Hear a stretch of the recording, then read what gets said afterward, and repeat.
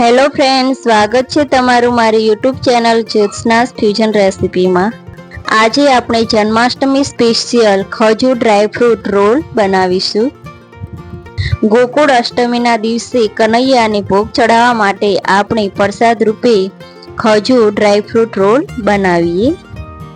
તમે ખજૂર ડ્રાયફ્રૂટ રોલની જગ્યાએ પીસ પણ પાડી શકો છો। સૌ પ્રથમ આપણે 500 ગ્રામ જેટલી ખજૂર લેવાની છે। ખજૂરના સરસ આ રીતે ઠળિયા કાઢી નાખવાના છે। આમ તો ગોકુળ અષ્ટમીના દિવસે કનૈયાને પ્રસાદ રૂપે ચડાવવા માટે પંજરી અથવા તો માવા પાક બનાવતા હોય છે, પરંતુ આજે આપણે ખજૂર ડ્રાયફ્રૂટ રોલ બનાવીશું।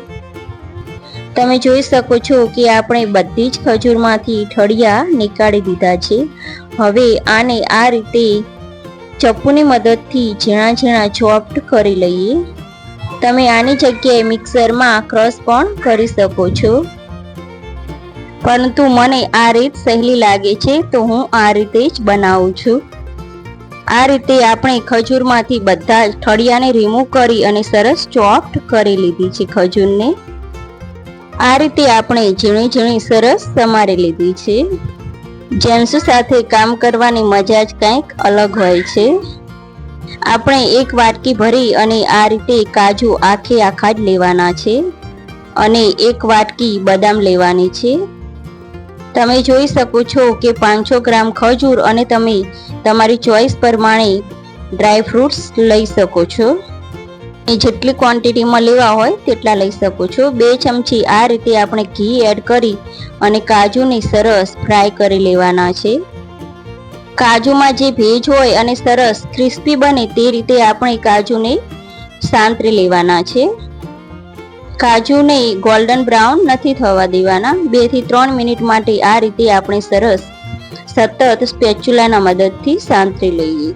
તમે જોઈ શકો છો કે આ રીતે આપણે સરસ ક્રન્ચી બનાવી લીધા છે કાજુને।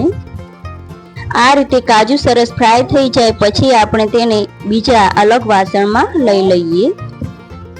હવે આપણે તે જ કડાઈમાં તે જ ઘીમાં બદામને પણ સરસ ફ્રાય કરી લઈએ। આ રીતે બદામમાં થોડું મોઇસ્ચર હોય તે જતું રહે અને થોડા ક્રન્ચી બની જાય તે રીતે થવા દેવાના છે।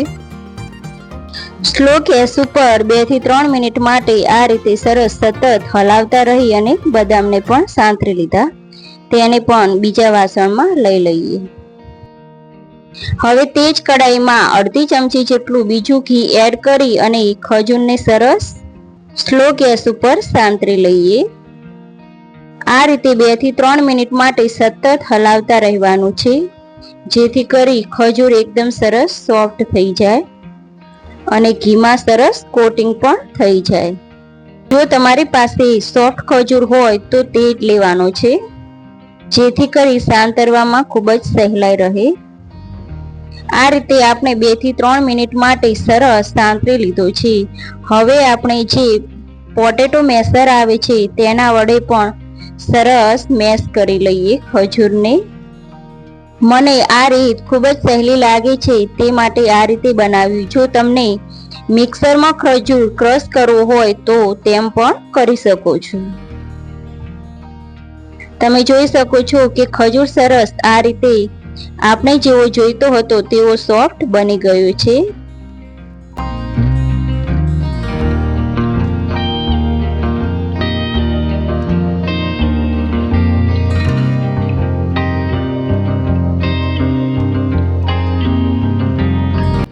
તમે જોઈ શકો છો કે 5 થી 10 મિનિટ માટે આ રીતે સતત હલાવતા રહેવાનું છે, જેથી કરી સોફ્ટ સરસ ખજૂર થઈ ગયો છે। હવે આપણે ખજૂરમાં થોડો શાઇનિંગ આપવા માટે અડધી ચમચી જેટલું ઘી એડ કર્યું છે અને 1 મિનિટ માટે આ રીતે સતત હલાવતા રહેવાનું છે।